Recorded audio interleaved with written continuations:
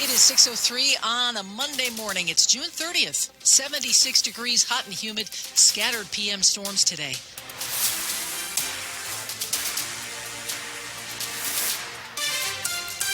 Expect highs in the low 90s, but it could feel like the triple digits. Good morning, I'm Michelle Basch. I'm John Aaron. The top story we're following this hour, we're getting new details in the human smuggling federal case in Tennessee against Kilmar Abrego Garcia.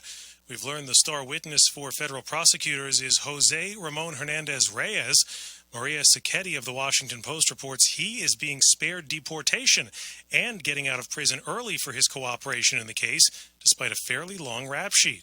A lot of this came out at a June 13th hearing. What we didn't hear in that hearing was this story about Hernandez, the star witness, shooting drunkenly in a Houston suburb. Prosecutors say Hernandez Reyes owned the car Abrego Garcia was driving during a 2022 Tennessee traffic stop, during which police suspected human smuggling, but did not charge him until after he was returned from El Salvador. Abrego Garcia lived with his wife and children in Prince George's County for more than a decade before he was mistakenly deported to a prison in El Salvador in March. He was brought back to face the human smuggling charges. Commuters who are hopping on Metrobus this morning may be a little confused with different route names and disappearing bus stops. WTOP's Luke Luker tells us about the massive overhaul. As you head to your bus stop this morning, it may not actually be there. Over 500 stops, 5% of the system has been eliminated because there are other stops just a few hundred feet away. And that route you may usually take may be changed and going in different directions. The name will have certainly changed. Here at a bus stop near the National Cathedral, one route starts with the letter C. That means it goes crosstown. Another, D. That means it heads downtown D.C. A is for Arlington and Alexandria. F for Fairfax and Falls Church. P is for Prince George's County. And if you see a route that ends with the letter X, that means that route has limited stops. Luke Luker, WTOP News. Do you still have a gas-powered leaf blower in Montgomery County? WTOP's Mike Murillo reports using it after today could result in a hefty fine. Leaf blowers that sound like this must go as a gas-powered leaf blower ban kicks in Montgomery County on Tuesday. This after the ban was approved by the county back in 2024. The county claims the noise and emissions from gas-powered blowers are bad for the environment and quality of life, and has been encouraging the purchase of electric versions.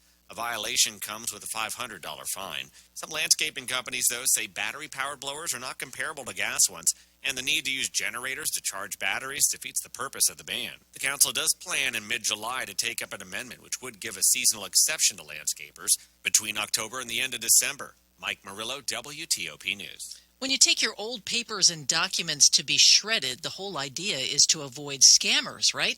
Well, WTOP's Sandy Kozel reports on a warning about some suspicious shredding events being advertised in Fairfax County. If you're not convinced that scams can pop up anywhere, here's a warning from Fairfax County. It has learned of supposed county shredding events that were falsely advertised on a suspicious website. It wants residents to know these events are not associated with the county. To make sure the shredding event you want to attend is legit, you should check Fairfax County's website or social media channels. Sometimes a community group will hold a shredding event at a county facility, so contact that group to confirm. If you're dealing with a private company, make sure it is reputable by checking with the Better Business Bureau. Sandy Kozel, WTOP News. Credits set to show up on your electric bill in Maryland will start later in the year than originally expected.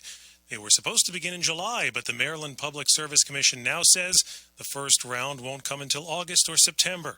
A second round of bill credits is expected next year in January or February. Maryland Matters reports the credits will average about $80 per household. They were approved by state lawmakers as part of a bill requiring utilities to use a certain amount of renewable energy.